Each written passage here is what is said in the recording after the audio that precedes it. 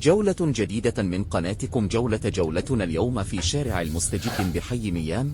ميامي هي منطقة سكنية تابعة لشياخة سيدي بشر بحري بحي أول المنتزه بمدينة الإسكندرية في مصر.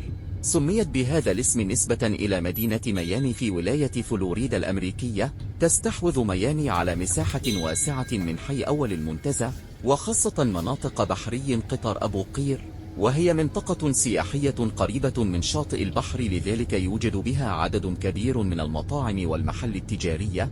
أهم المعالم 5 شواطئ: الأكاديمية العربية للعلوم والتكنولوجيا والنقل البحري، شوارع اسكندر إبراهيم، ملك حفني، جمال عبد الناصر، خالد بن الوليد، العيسوي، وخليل حمادة، مساجد شرق المدينة، الرحمة، الفاروق، والنور، مستشفيات نيل الأمل، ميامي، والمدينة المنورة، مدرسة سان فينسن، ميامي، طيبة، القدس، وميامي كل.